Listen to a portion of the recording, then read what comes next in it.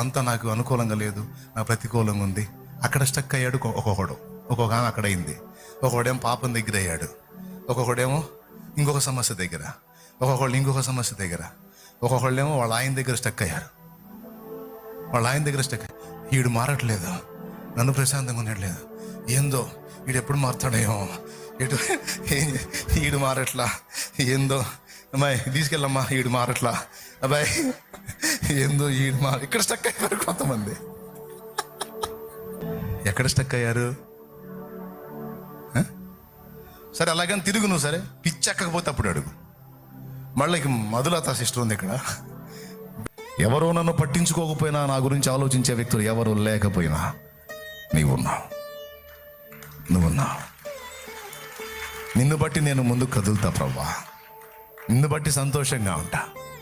నా పరిస్థితులు మార్చగలిగే దేవుడు నువ్వు ఉన్నావని ధైర్యంగా ఉంటా, విశ్వాసంతో ఉంటా.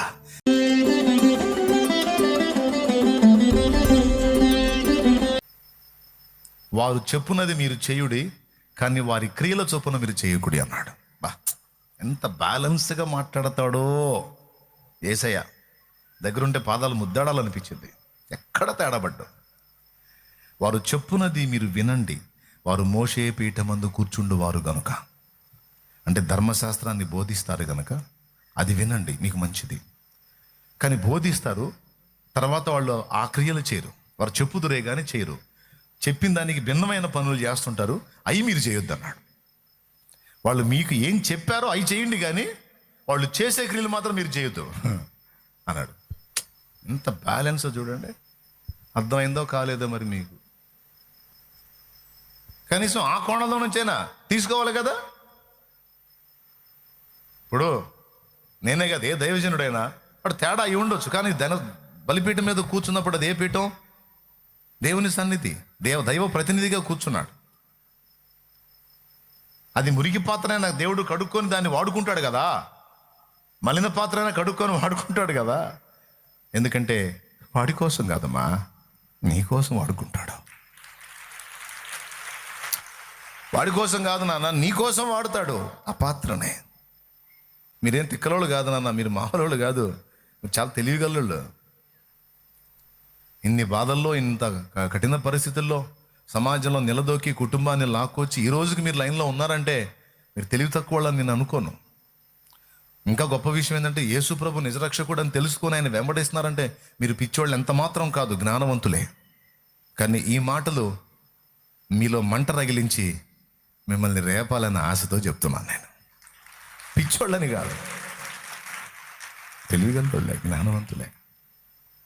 కానీ నేను చెప్పిన ఈ కీలకమైన విషయాన్ని మీరు ఇంకా తీసుకుంటే మీరు మీ ఆశీర్వాదం, మీరు వర్ధిల్లటం అనే దాన్ని ఇంకెవ్వడు ఆపలేడు. ఇక తలుపు తీస్తాడు అంతే. ఇక ఆయన తీశాడంటే నీ కోసం తలుపు ఇంకా దాన్ని ఎవడు వేయలేడు. తెలుసా? తీస్తాడు అంతే, ఆశీర్వాదపు తలుపు తీస్తాడు. ఇక బైబిల్ మొత్తం తిరిగేసుకోను. అబ్రహాం చెప్పిన మాట విన్న స్థితిలో ప్రతికూలతలన్నిటిలోంచి కాపాడబడ్డాడు. నేను కొడుకునిస్తాను అన్నప్పుడు అబ్రహాంకి హాగరు ఉందా? వాగ్దానం చేసినప్పుడు అసలు మొట్టమొదట అబ్రహాముకు వాగ్దానం చేసినప్పుడు అబ్రహాముకి హాగరు ఉందా? అబ్రహాం పక్కన ఎవరున్నారు? మరి శారా నుంచే కదా ఇస్తానంటాడు. అప్పుడు హాగరు ఉన్నట్టయితే ఏదో కన్ఫ్యూజ్తో తేడా పడ్డాను సారా అనొచ్చు. కానీ అప్పుడు ఆ పక్కన ఉంది ఎవరు? పోనీ ఇంకొక ఆమెనిచ్చి ఆమె ద్వారా నీ కొడుకుని ఇస్తానంటే ఆ మొక్క కూడా చెబుతుండే అప్పుడే. కానీ ఆ విషయం ఏం చెప్పాలా? భార్యాభర్తలు ఇద్దరు ఉన్నారు, నీ కొడుకుని ఇస్తాను అన్నాడు. అంటే ఎవరి నుంచి ఇస్తాడు? డౌట్ లేదుగా. కానీ ఈయనేం చేశాడు? మధ్యలో దేవుని మాటని సీరియస్గా తీసుకున్నంత వరకు నో ప్రాబ్లం, కాకుండా దాన్ని తేలిగ్గా తీసుకొని ఆ శారా చెప్పిందని హాగర్ని తీసుకొని ఇష్మాయిల్ని కానీ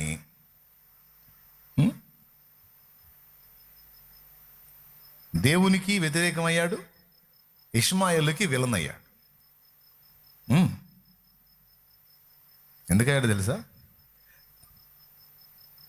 ఇంచుమించు 13 సంవత్సరాల వయసున్న బిడ్డడు. అన్నేళ్ళు బిడ్డని పెంచి తీసుకెళ్ళి అరేబియా ఆ అరణ్యంలో వదిలేసే పరిస్థితి, ఆ కర్మ ఎందుకు బట్టా? దేవుడు చెప్పాడా అవును చేసుకొని కన్నానా అని? 15 అధ్యాయాలు సూపర్గా ఉంటాయి.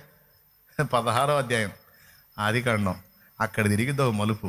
ఆ అధ్యాయంలోనే ఉండాల్సిందంతా. ఇక 17వ అధ్యాయంలో మాట్లాడతాడు.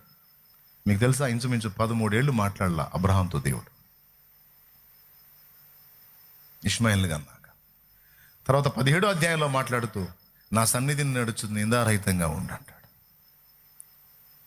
అప్పుడు చెప్తాడు, సారా పేరు మార్చి సారాకే నేను కొడుకుని ఇస్తాను. పిచ్చోడా, నీకు అర్థం కాలేదా? ఎందుకు చేసావా పని? నేను చెప్పినట్టు ఆగుంటే నేను నీకు ఇవ్వబోయే వాగ్దాన సంతానానికి శత్రువు ఉండేవాడు కాదు. నేను చెప్పింది వినకుండా నా మాటకి తిరుగుబాటు చేసి దరిద్రం తెచ్చుకున్నావు గనక నీవు పొందే వాగ్దత్త సంతానానికి దీర్ఘకాల శత్రువుని నువ్వే గన్నావు పో అన్నాడు. ఇప్పుడు ఆ ఇరాను ఇజ్రాయెల్ తన్నుకుంటున్నారు కదా, వాళ్ళు ఎవరు వీళ్ళు ఎవరు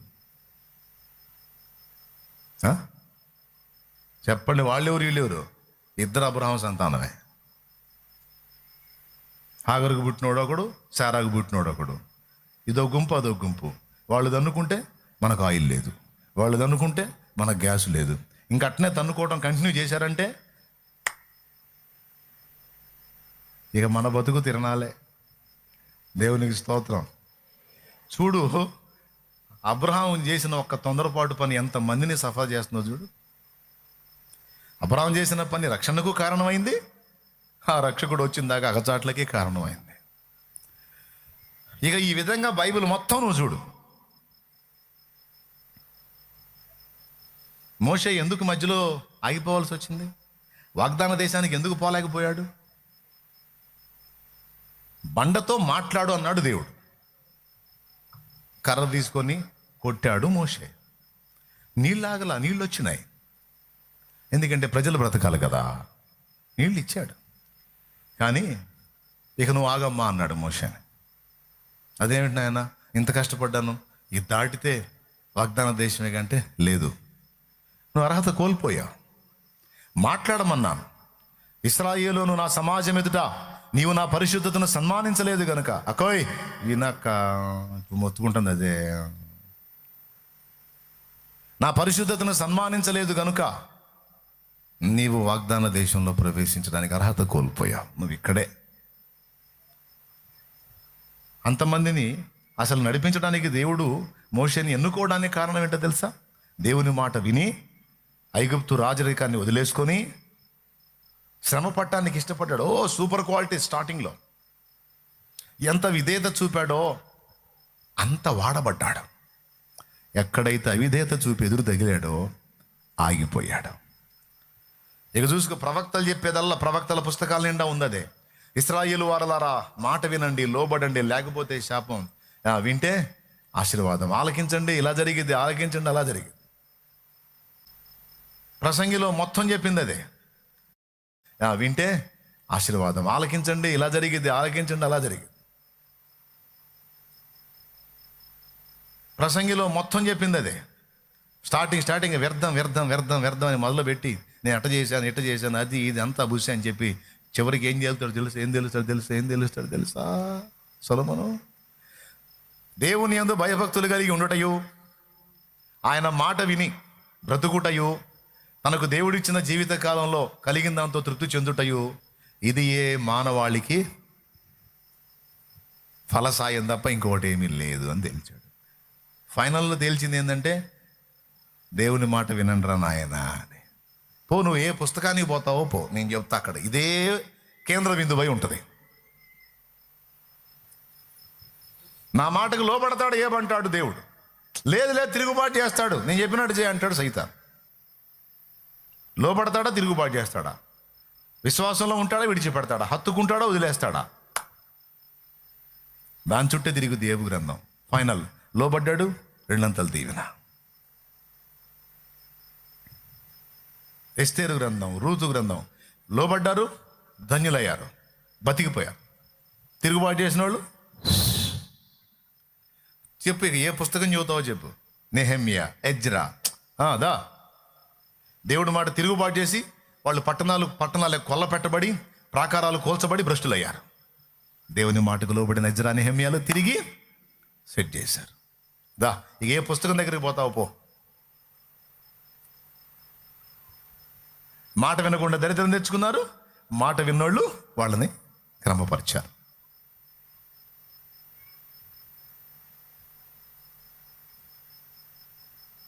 స్టార్టింగ్ నుంచి ముగింపు దాకా ప్రకటనలో కూడా అదే, ఆదికాండంలో అదే.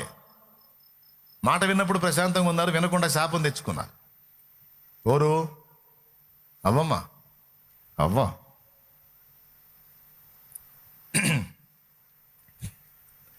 ప్రకటనలో కూడా అంతే. సంఘముతో ఆత్మ చెప్పుచున్న మాట చెవి గలవాడు వినుగాక. వినండ్రా, వినండ్రా, వినండ్రా. అక్కడితోనే ముగిస్తుంది అది.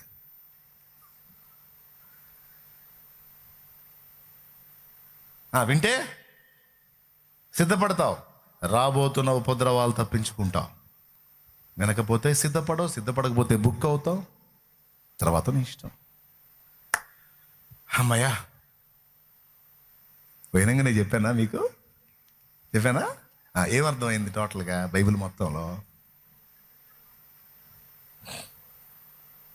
అనాయ్ అది చెప్పానా?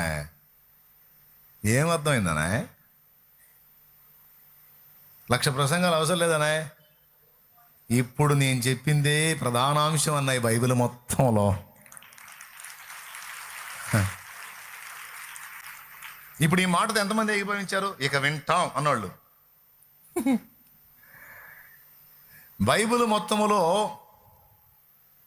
ప్రాథమికంగాను ముగింపులోనూ కనబడిన సందేశం ఇదే: వినండి, లోబడండి అని. ఎంతమంది సిద్ధపడ్డారు అన్నా?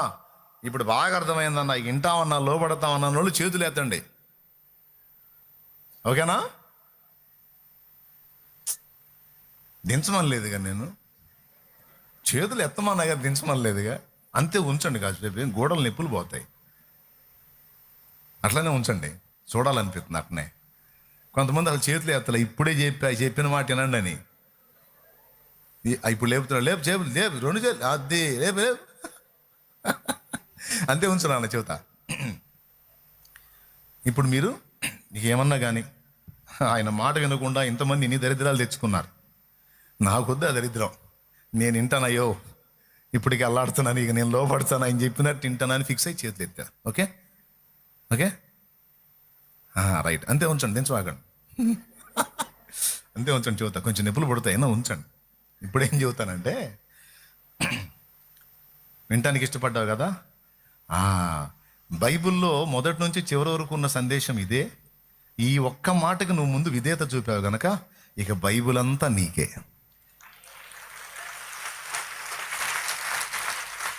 ఈ మాట తీసుకున్నావు కదా ఫస్ట్, ఈ మాటకు ఒబే అయ్యావు కదా, ఇక అన్నీ చెబుతాడు. ఇక నువ్వు దేవుడు చెప్పింది ప్రతిదీ తీవ్రంగా తీసుకోవాలి. లైట్ తీసుకో, టేక్ ఇట్ ఈజీ అంటే మొహం పగిలిపోద్ది. నాకు కాదు, తీసుకున్నోడికి. లైట్ తీసుకో, లైట్ తీసుకో, టేక్ ఇట్ ఈజీ. లోకస్తుల మాటలు తీసుకో, కానీ దేవుని మాట మాత్రం నువ్వు తీవ్రంగానే తీసుకోవాలి, సీరియస్గానే తీసుకోవాలి.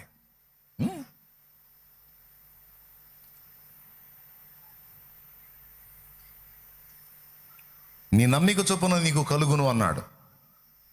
ఇది సీరియసా, తేలికైన విషయమా? పెద్దగా చెప్పండి. నీ నమ్మిక చొప్పున నీకు కలుగును. ఆ మాట దేవుడే చెప్పాడు. సైతాను నిన్ను శోధించి నీలో అనుమానమును, అపనమ్మికను, భయమును, నిరాశను, వేదనను, కృంగుబాటును, నిరుత్సాహమును విత్తుతాడు. నువ్వు వాటిని స్వాగతించొద్దు. ఎందుకంటే నువ్వు వాడు నీకు కలిగించే ప్రేరణలు నమ్మినా నేను నీ కలిగించే ప్రేరణలు నమ్మినా నీ నమ్మిక చొప్పునే కలిగిద్ది.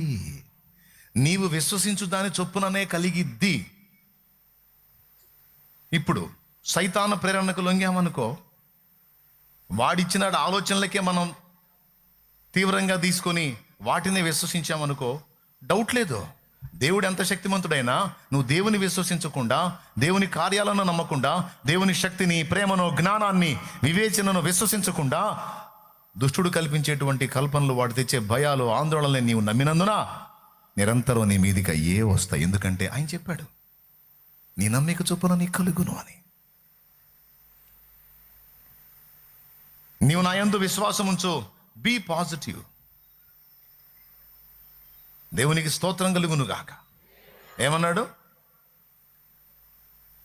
నన్ను బట్టి నీవు ఆశీర్వాదకరమైన, దీవెనకరమైన, అనుకూలమైన ఆలోచనలే కలిగుండు బిడ్డ. నేను లేకపోతే కదా నువ్వు వ్యతిరేకంగా గందరగోళం అవటానికి నేను ఉన్నా కదా. నేను నిన్ను ప్రేమిస్తున్నాను. నేను జ్ఞానవంతుణ్ణి, శక్తివంతుణ్ణి, బలవంతుణ్ణి. అన్నిటినీ వివేచించి సరైన నిర్ణయాలు నీ విషయంలో తీసుకొని నేను నడిపిస్తాను. నేను నీకు తోడై ఉన్నాను. నమ్మురా బాబు నన్ను. నువ్వు సైతాను గడ తెచ్చే గలిబిలు ఎందుకు నమ్ముతావు?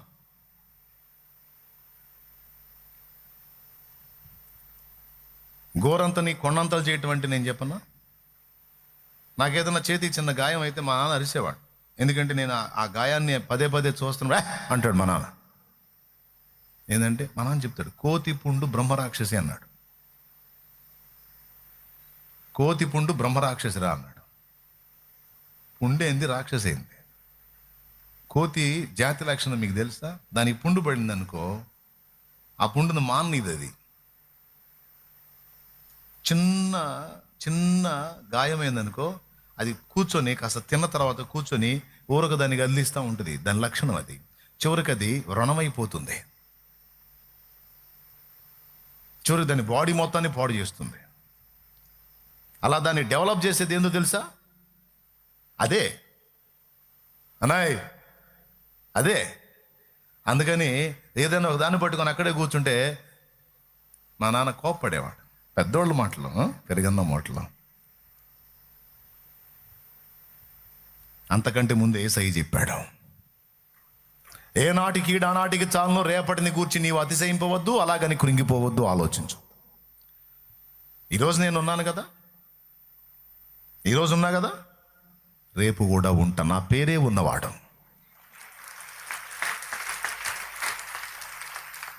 చెప్పాడా? నేను ఉన్నానని చెప్పాడా? నువ్వు ఉంటే ఉన్నావు కానీ ప్రభా, ఏమో ప్రభా అంటే, సరే సావు, నీ కర్మ అనుభవించను వదిలేస్తాడు. ఏం చేస్తాడు? నువ్వు వదిలేరా దాన్ని, ఆ నెగిటివ్ ఆలోచనలు తీసేరా, ఆ వ్యతిరేకమైన ఆలోచనలు తీసేరా. నేను నీకు తోడై ఉన్నాను, అది నీ చేతుల్లోనే ఉంది. నువ్వు అది నమ్మినా ఇది నమ్మినా, నువ్వు అది నమ్మినా ఇది నమ్మినా నీ చేతుల్లోనే ఉంది.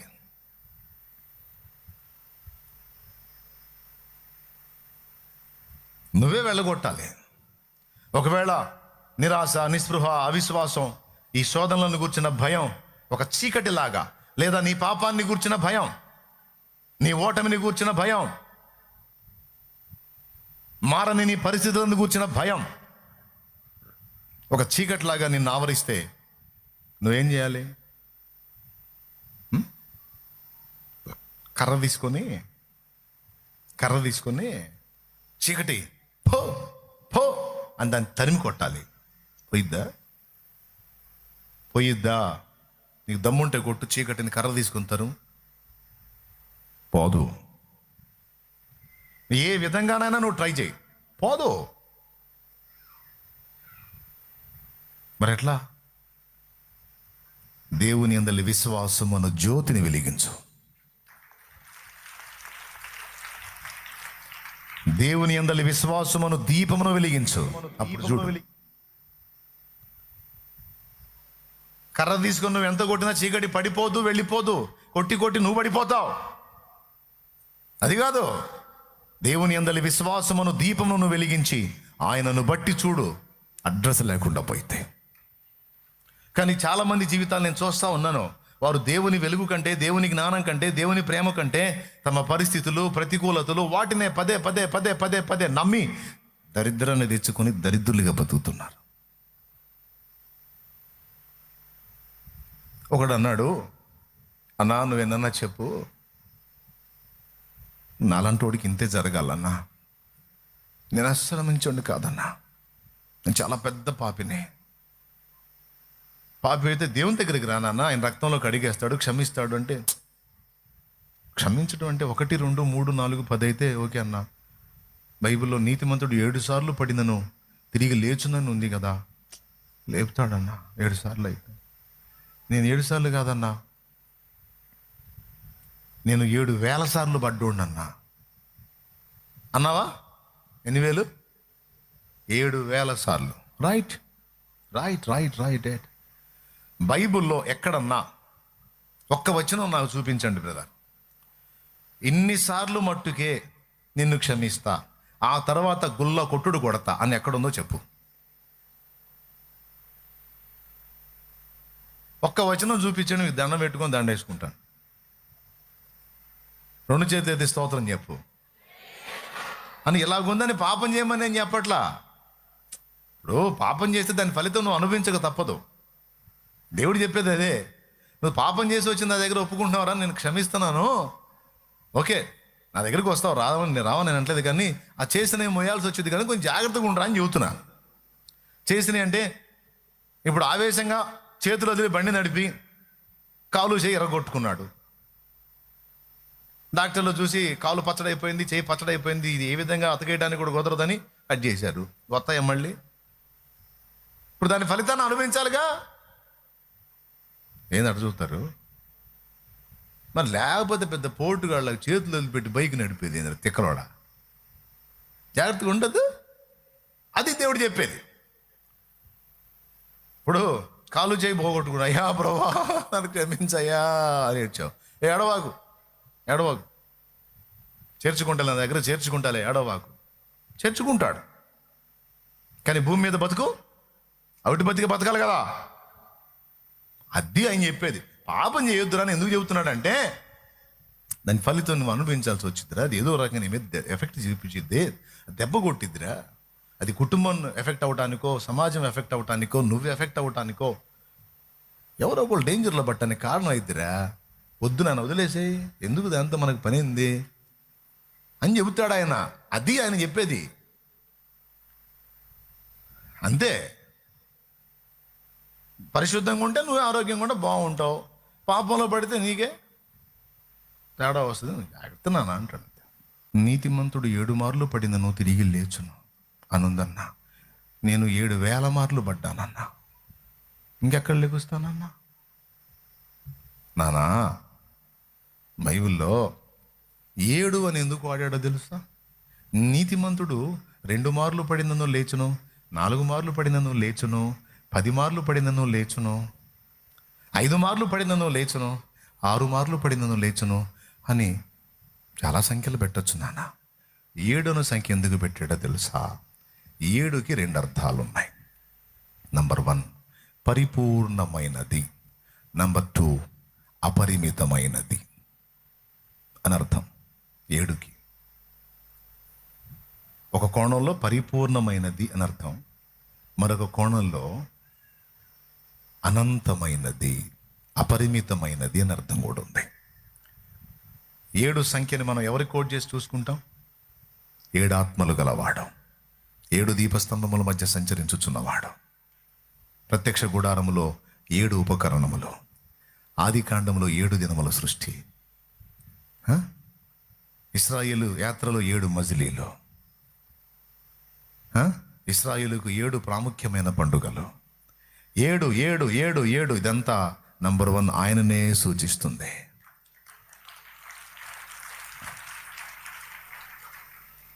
ఎవరినే? దేవుడు సంపూర్ణుడు మరియు అనంతుడు. ఓకేనా? ఇప్పుడు క్షమించేవాడెవడు? సంపూర్ణుడు, అనంతుడు. నీతిమంతుడు 7 మార్లు పడింది నువ్వు లేచునంటే అర్థం ఏంటంటే 7 సార్లు మాత్రమే ఛాన్స్, తర్వాత జాయింట్లు ఓడదీస్తాడని కాదు. నీ దోషమును ఒప్పుకొని నువ్వు దిద్దుకొని ఆయన వైపు మళ్ళుకునే మనస్సు నీకుంటే, మారు మనసు పొంది ఇక దాని చెడుతనాన్ని విసర్జించి దేవుని హత్తుకునే మనసు నీకుంటే, ఆయన క్షమించుటకు శ్రీమంతుడు, కృపచూపుటకు ఐశ్వర్యవంతుడు.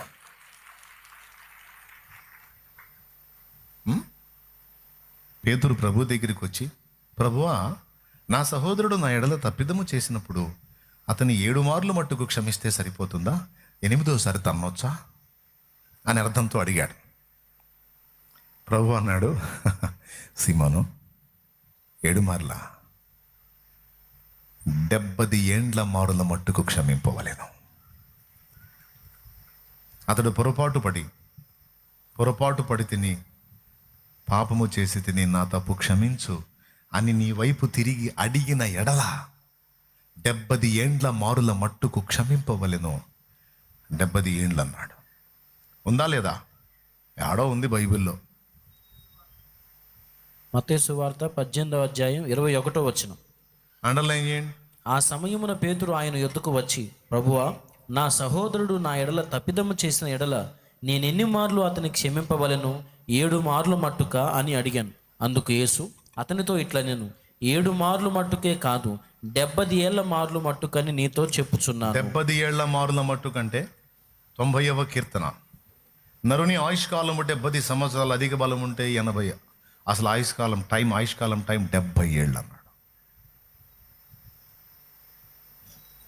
అంటే ఏమని అర్థం? నీ జీవితాంతం నువ్వు క్షమిస్తానే ఉండాలిరా బాబు అన్నాడు. అర్థం కాలేదు మీకు?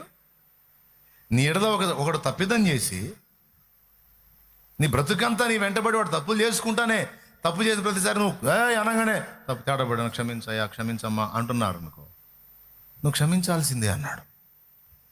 కానీ మనం అట్ట కాదు. ఎన్నిసార్లు రా వెధవా? ఎన్నిసార్లు? 1 సారి, 2 సార్లు, 3 సార్లు, 4 సార్లు పొద్దుస్తమాను అని తంతవా? కూడదంటాడు. 70 ఏండ్ల మారుల మట్టుకు నువ్వు క్షమించాలన్నాడు. మనల్ని బ్రతుక్కాలం వాడిని క్షమిస్తానే ఉన్నాడు రా బాబు, మన్నిస్తానే ఉన్నాడు. ఎందుకంటే వాడు తప్పు చేసి దిగుసుకోవటల్లా, వెళ్ళిపోవటల్లా. వాడు నిన్ను క్షమాపణ అడగకపోతే వాడిని అనొచ్చు నువ్వు. అందుకే ఒప్పుకోండి అంటాడు దేవుడు. ఒప్పుకోకపోతే పెళ్ళి అయిద్ది అని అర్థం అన్నమాట. బ్యాండ్ మేళం మోగిద్దని అర్థం. ఒప్పుకోండి అంటే జస్ట్ మాటతో ఒప్పుకోవటం కాదు, హృదయంలో కూడా కాస్త పరివర్తన చెందండి. హార్ట్ఫుల్గా ఒప్పుకోండి, దిద్దుకోవడానికి ప్రయత్నం చేయండి, పోరాటంలో నిలదొక్కండి అని చెప్తున్నాడు పిచ్చి మహారాజ్. ఎంత కృపగలవాడో చూడండి. అసలే ఒక్కసారి జారిపడ్డా ఇక నీకు లేదురా అంటే ఒక్కడన్నా ఉంటాడా? ఎన్నిసార్లు విసిగించిన ఇంతవరకు మనం ఆయన వైపు తిరిగి, తండ్రి నేను పరిశుద్ధురాల్ని, నీ రక్తం చేత విమోచింపబడి పరిశుద్ధపరచబడ్డాను. అంతేకాదు, పరిశుద్ధుడిగా, పరిశుద్ధురాలిగా ఉండటానికి పిలువబడ్డాను. కానీ నేను కొన్నిసార్లు నీకు దుఃఖం కలిగించే విధంగా పొరపాట్లు చేస్తున్నాను. నా పిలుపు అది కాదు. పాపంలో ఉండటం నా పిలుపు కాదు, పాపం చేయటం నా పిలుపు కాదు. అందుకోసం నేను పిలువబడలేదు. వాటిని విసర్జించి పరిశుద్ధురాలిగా బ్రతకడానికి పిలువబడ్డాను. ఆయన కొన్నిసార్లు దేహమును బట్టి, లోకమును బట్టి, పరిస్థితులను బట్టి కొన్నిసార్లు నేను డిస్టర్బ్ అవుతున్నాను. నన్ను క్షమించు తండ్రి. దిద్దుకోవటానికి నా వంతుగా నేను అడుగులేస్తాను, జాగ్రత్త పడతాను. నన్ను మన్నించు తండ్రి, నన్ను ఓర్చుకో తండ్రి అని నువ్వు అన్న ప్రతిసారి ఏం జరుగుతుందో తెలుసా? మామూలుగా కాదు, ఆయన రక్తంతో కడిగి నిన్ను పరిశుద్ధపరుస్తున్నాడు.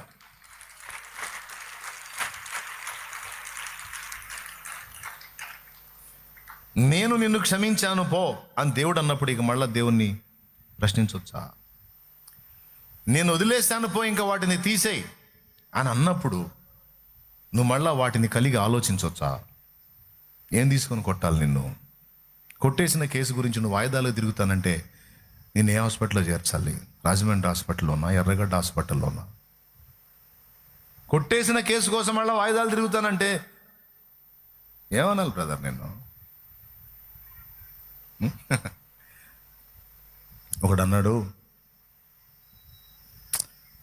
అన్నా 1 అర 2 3 4 5 పాపాలైతే క్షమిస్తాడు, కానీ ఇన్ని పాపాలని దేవుడు ఎక్కడ క్షమిస్తాడన్నా? అస్సలు మంచిదాన్ని కాదు అన్న, నీకు తెలియదు. నేను ఓయమ్మో నీతిమంతురాలు, అబ్బో నీతిమంతుడు అంటే అసలు మంచిదాన్ని కాదు, మంచోడిని కాదని నిన్ను నువ్వే విమర్శించుకొని, నిన్ను నువ్వే తృణీకరించుకొని, తద్వారా ఇలాగ నిన్ను ప్రవర్తించుకుంటే మనుషులు మెచ్చుకుంటారే, అబ్బా బ్రదర్ ఎంత యథార్థవంతుడని. దేవుడు అంటాడు, ఒరే ఆశోదోడా అంటాడు, ఆశోదోడా అంటాడు. ఎందుకు ప్రభా? నేను ఉన్నదేగా చెప్పాను. నేను అన్ఫిట్ అని చెబుతున్నా, అయోగ్యుడు అని చెబుతున్నా, చెడ్డోడు అని చెబుతున్నా, పాపిని అని చెబుతున్నా, పనికిరాను ప్రభా నీకు. ఒరే అధిక నీతిమంతుడా, ఆపురా నీ ఓవర్ యాక్షన్ అంటాడు. బాయ్ వినపడుతుందా అమ్మా?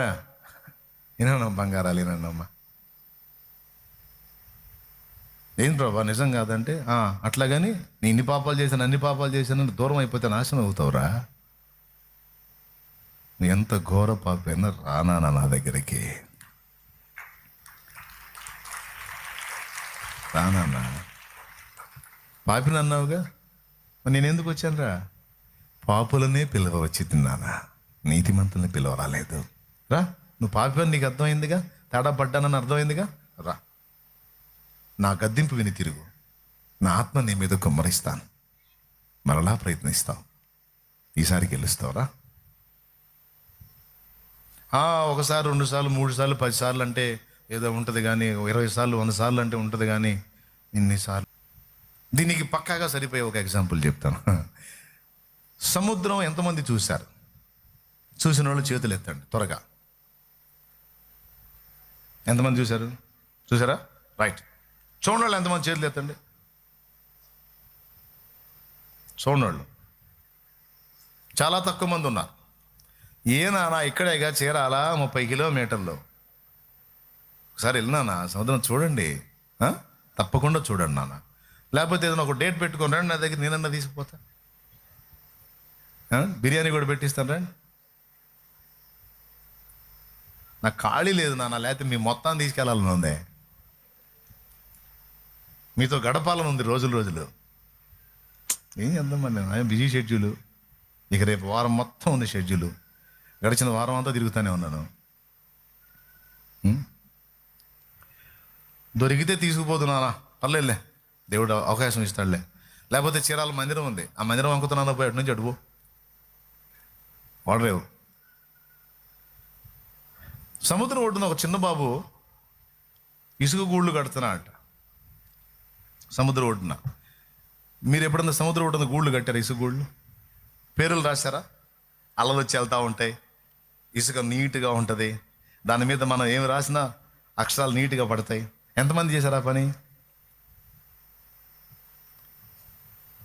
అలొచ్చి అలా వెళ్ళిద్ది, మనం నీట్గా రాయొచ్చు, బొమ్మలు వేయొచ్చు. ఈ ప్రయోగాలు నేను చేస్తుంటాలే. మళ్ళీ ఇక నీళ్ళు వచ్చేటప్పుడు పక్కకి వెళ్ళిపోవాలి. అలాగొచ్చి అలాగెళ్ళిందంటే మొత్తం క్లీన్ అయిపోయింది. వాడు పాపం సముద్ర పొడ్డున చిన్నోడు గూళ్ళు కడుతున్నాడు. గూళ్ళు 1 కట్టాడు, 2 కట్టాడు, 3 కట్టాడు. పాపం కడుతున్నాడు, నీళ్ళు వచ్చి మళ్ళీ తీసుకెళ్తున్నాయి.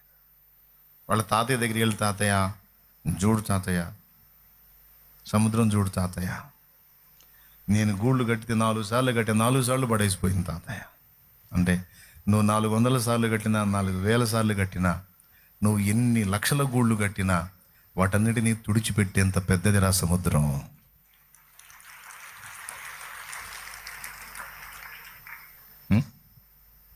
ఉండవు నాన్న, తీసేస్తుంది. దేవుడు ఎలాంటి వాడో చూడండి. పిచ్చితనంతో నువ్వు చేసిన పిచ్చి పనులు, ఇసుగూళ్ళు లాంటి పాపాలు ఆయన తుడిచేస్తాడు. మళ్ళా చూస్తే నీకు అక్కడ క్లీన్ క్లీన్ క్లీన్, దాన్ని శేషమే కనపడదు నీకు. అయితే ఇక్కడ ఒక చిన్న షరతు, ఎన్ని గూళ్ళైనా తుడిచేసే సముద్రం లాంటి వాడు దేవుడు అని చెప్పని మళ్ళీ గూళ్ళు కడతా కూర్చోవాకు, గోడలు జారుతాయి.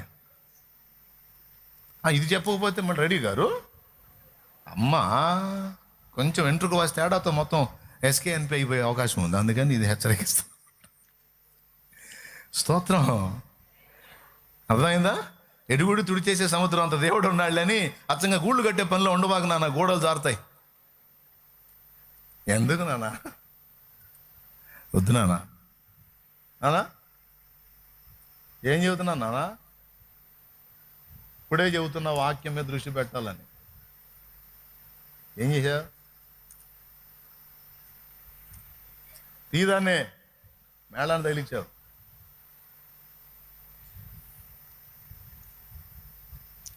అయిపోయిందిలే, టెన్షన్ పడవాకండి. నేను నీకు చెప్పినట్టు నన్ను బట్టి నువ్వు అనుకూలంగానే ఆలోచించు కానీ వ్యతిరేకంగా ఆలోచించొద్దని దేవుడు చెప్పినప్పుడు దేవుని మాట సీరియస్గా తీసుకోవాలి నానా. నమ్ముట నీ వలనైతే నమ్మవానికి సమస్తము సాధ్యమే అన్నాడు దేవుడు. నమ్ము నానా, నేను నీకు తోడై ఉన్నాను. పరిస్థితులు ఎంతగా నిన్ను చుట్టుముట్టినా వాటన్నిటినీ నేను మార్చి చూపగలవాడిని అని నేను నీతో మాట్లాడుతున్నప్పుడు నువ్వు పరిస్థితులను చూసి ఆ ప్రతికూలతలు నేను నమ్ముతూ అయ్యే తెచ్చుకుంటున్నావు, కానీ నువ్వు నన్ను నమ్మలేకపోతున్నావు నాన్న. అమ్మా, అయ్యా, నన్ను నమ్మలేకపోతున్నారు. ఇది కరెక్ట్ కాదు కదా. నువ్వు దేవుని నమ్మితే నువ్వు నిరాశలో ఉండొద్దు కదా, కృంగుబాటులో ఉండొద్దు కదా, నిరుత్సాహంలో ఉండొద్దు కదా.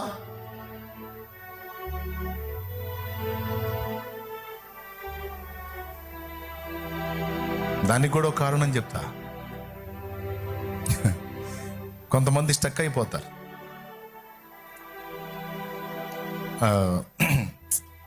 ఏ టైం ఏమో అయిపోతుండే. మా బ్రదర్ ఒక ఆయన మెంటల్ హాస్పిటల్కి పోయాడు. మెంటల్ హాస్పిటల్ దేవుడి దేవుళ్ళు నేను పోలేదు, మనోళ్ళు కొంతమంది పోయారులే. పేషెంట్లకు పోయిన వాళ్ళు ఉన్నారు, పేషెంట్లు చుట్టానికి పోయిన వాళ్ళు ఉన్నారు మెంటల్ హాస్పిటల్లో. బ్రదర్ లోపలికి వెళ్తుంటే డాక్టర్ గారు టకా స్పీడ్గా బయటకు వస్తున్నాడు హడావుడిగా. అమ్మ, ఏంది ఇంత స్పీడ్గా వస్తున్నా డాక్టర్ గారు అని చెప్పని ఆయన అబ్జర్వ్ చేస్తూ ఉంటే డాక్టర్ గారు స్పీడ్గా హడావుడిగా హాస్పిటల్లోంచి బయట గేట్ దగ్గరికి వెళ్ళి ఆకాశం వైపు చూస్తున్నాడు.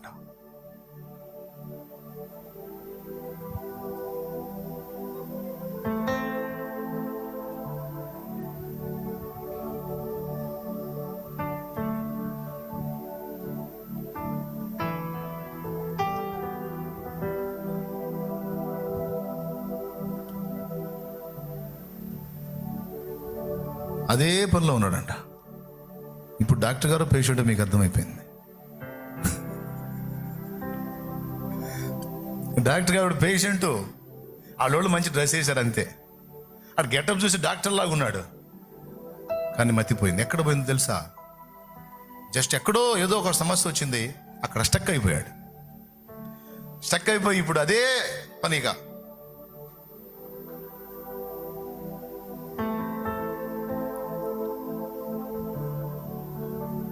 అంతకుముందు సీడీ ప్లేయర్లు ఉండే, స్టక్ అయింది ఒక చోట, మళ్ళీ వస్తుంటుంది. ఆ రాగిన స్టక్ అయింది, మళ్ళీ వస్తుంటుంది. అట్లా కొంతమంది స్టక్ అయిపోయి ఉన్నారు. మానసిక రోగుల్లాగా, మెంటల్ పేషెంట్ లాగా అన్ని బాగానే మాట్లాడతారు, కానీ ఒక పాయింట్లో స్టక్ అయిపోయి ఉంటారు. ఏం చేయాలి? ఎక్కడ స్టక్ అయిపోయి ఎక్కడ గుల్లవుతున్నావో, ఎక్కడ గందరగోళం అవుతున్నావో అక్కడ నుంచి నేను పక్కకు రమ్మని దేవుడు పిలుస్తున్నాడు. నిన్నెవడో లాగడో, నువ్వే రావాలి పక్కకి, నువ్వే అడుగులు వేయాలి, నువ్వే జాగ్రత్త పడాలి. ఎక్కడ స్టక్ అయిపోయి కూర్చున్నావో, ఎక్కడ ముందుకెళ్ళలేక ఆగిపోయావో దేవుడు అంటున్నాడు, లే లే, అక్కడ నుంచి లే, పక్కకు రా.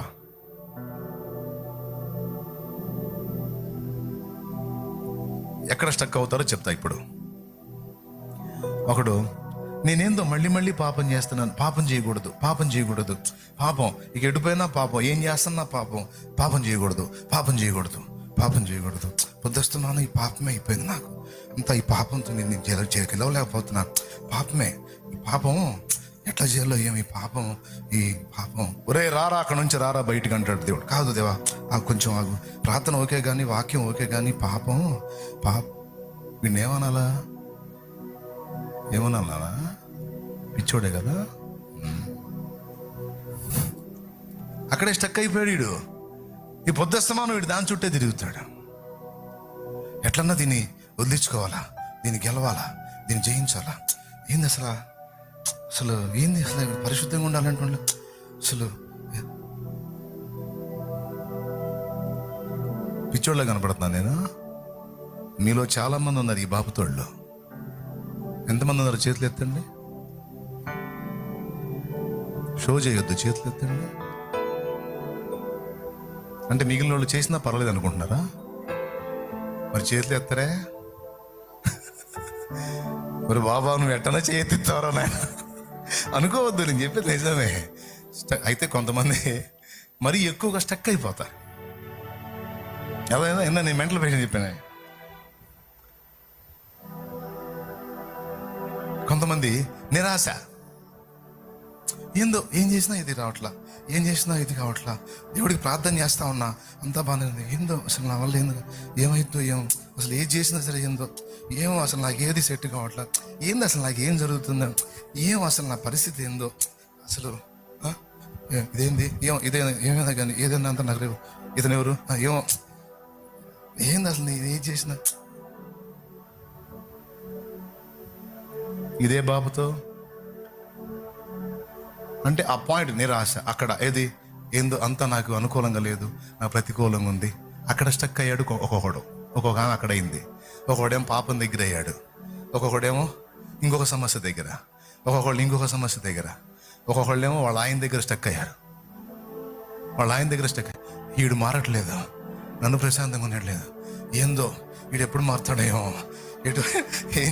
ఈడు మారట్లా, ఏందో అమ్మాయి తీసుకెళ్ళమ్మా ఈడు మారట్లా, అబ్బాయి ఏందో ఈడు ఇక్కడ స్టక్ అయిపోయారు కొంతమంది.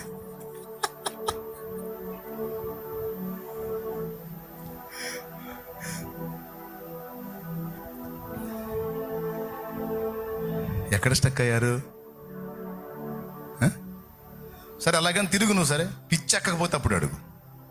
మళ్ళీ మధులత సిస్టర్ ఉంది ఇక్కడ, బిళ్ళలు తెచ్చుకొని వాడుకునే కర్మ పట్టకపోతే అప్పుడు అడుగు.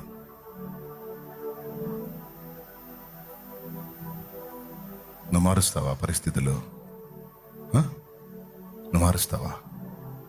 నీ చేతనైద్దా? ఆయన లేకపోతే కదా నువ్వు అంత గందరగోళం కావాల్సింది. నీ పాపాన్ని గూర్చైనా, ఓటమిని గూర్చైనా, ప్రతికూలతలను గూర్చైనా, దేన్ని గూర్చైనా నువ్వు స్టక్ అయిపోయేది లేదు. ఆయన అంటున్నాడు, లే, అక్కడి నుంచి లేచిరా. బిడ్డలారా ఆలోచించండి, దేవుడు ఏమంటున్నాడు? అట్లనే ఆందోళనగా ఆలోచించు, పిచ్చోళ్ళలాగా పిచ్చిదానిలాగా అట్లనే అక్కడే స్టక్ అయ్యి అక్కడే ఉండు. అదే ఎక్కువ చివరికి నీ మతిపోయి చివరికి సర్వనాశనమయ్యే పరిస్థితి వచ్చింది. ఎవరో కాదు నిన్ను నాశనం చేసింది, నిన్ను నువ్వే పసిబిడ్డలాగా దేవుని వైపు మళ్ళుకొని దేవుని పాదాలను హత్తుకొని, నాకు నువ్వున్నావయ్యా, నాకు నువ్వున్నావు, నేనేంటి ఇంత చండాలంగా ఆలోచిస్తున్నాను, ఛే నువ్వు లేకపోతే కదా నన్ను భూమి మీద పుట్టించింది నువ్వు, ఇన్నాళ్ళు నడిపించింది నువ్వు, ఎన్నోసార్లు చావు అతి సమీపం వచ్చిన చావకుండా నన్ను కాచింది నువ్వు, పట్టెడన్నం పెడుతుంది నువ్వు, ఈ వస్త్రం ఇచ్చింది నువ్వు, సమాజంలో నిలబెట్టింది నువ్వు, బ్రతికిస్తుంది నువ్వు, నడిపిస్తుంది నువ్వు, నన్ను పోషించేది నువ్వు, ఆదుకునేది నువ్వు ఉన్నావుగా. నన్ను అర్థం చేసుకోవడానికి కూడా నువ్వు ఉండగా నాకు భయం ఏంటి తండ్రి? పరిస్థితులన్నీ ప్రతికూలమైన, లోకమంతా ఏకమే నన్ను ద్వేషించిన, ఎవరో నన్ను పట్టించుకోకపోయినా, నా గురించి ఆలోచించే వ్యక్తులు ఎవరో లేకపోయినా నువ్వున్నావు. నిన్ను బట్టి నేను ముందుకు కదులుతా ప్రభువా, నిన్ను బట్టి సంతోషంగా ఉంటా, నా పరిస్థితులు మార్చగలిగే దేవుడు నువ్వు ఉన్నావని ధైర్యంగా ఉంటా, విశ్వాసంతో ఉంటా, నిన్నే నమ్ముతా. నా పరిస్థితులని నేను నమ్మను, నా వ్యతిరేకతల్ని, ప్రతికూలతల్ని నమ్మను, నాకు నువ్వు సిద్ధపరిచిన ఆశీర్వాదకరమైన భవిష్యత్తు నమ్ముతా. నాకు ముందు రోజుల్లో నువ్వు చేయబోతున్న అద్భుతాలను నమ్ముతా. నా జీవితాన్ని నువ్వు తిప్పబోతున్న మలుపులు, ఆశ్చర్యకరమైన మలుపులు, నువ్వు నన్ను వెలిగించబోతున్న ఆ వెలుగు నేను నమ్ముతా. ఆ వెలుగు నేను నమ్ముతా. ఆ వెలుగు నేను నమ్ముతా. నువ్వు మార్చే నా పరిస్థితుల్ని నేను ముందే విశ్వాసంతో చూస్తున్నా. నువ్వే చెప్పావుగా, నమ్మో అన్నావుగా, నమ్ముతున్నా. నేను కృంగిపోను ప్రభా, నేను నిరాశపడినా, నేను స్టక్ అయిపోను ఎక్కడో. నేను స్టక్ అయితే నీ దగ్గరే స్టక్ అవుతా. ఏమని, అమ్మో అది అట్లా ఇది ఇట్లా అని వాటి దగ్గర కాదు స్టక్ అయ్యేది. నా దేవుడు ఉన్నాడు, ఆయన చూసుకుంటాడు. నా దేవుడు ఉన్నాడు, ఆయన చూసుకుంటాడు. నా దేవుడు ఉన్నాడు. చెప్పు ఏంటిది? నా దేవుడు ఉన్నాడు, నా దేవుడు ఉన్నాడు, విడిపిస్తాడు. నా దేవుడు ఉన్నాడు, రక్షిస్తాడు. నా దేవుడు ఉన్నాడు, ఆదరిస్తాడు. నా దేవుడు ఉన్నాడు, స్వస్థపరుస్తాడు. నా దేవుడు ఉన్నాడు, కార్యం చేస్తాడు. ఇక్కడే స్టక్ అవ్వాలి. ఇక్కడ ఈ పాయింట్ దగ్గర. అంతేగాని చెత్త విషయాల దగ్గర స్టక్ అయ్యి నిన్ను నువ్వు నాశనం చేసుకోవద్దు. ఎంత చెప్పినా ఈ మాట నువ్వు తీవ్రంగా తీసుకోకపోతే నువ్వే నష్టపోతావు. తీసుకుంటే బయటికి వస్తావు, బాగుపడతావు. ఓకే, ఫస్ట్ ఏం చెప్పాను? అసలు మానవ జాతి పతనం, ఆశీర్వాదం. 2, మాట వినకపోవటం, వినటం అనే దాంతో ముడిపడు. విందాం, సరే విందాం. ఏం విందాం? ఏమేం చెప్పాడు? అందులో ఒకటి చెప్పా, విశ్వసించు కార్యం చూస్తావని దేవుడు చెప్పాడు కదా. దాన్ని సీరియస్గా తీసుకోవాలి కదా. తీసుకోకుండా ఈ దరిద్రాలన్నీ తెచ్చుకుంటే మరి ఏమనాలా? ఎవరు తప్పు? ఇంకేం నమ్మమన్నాడు అనేది తర్వాతి ధ్యానం.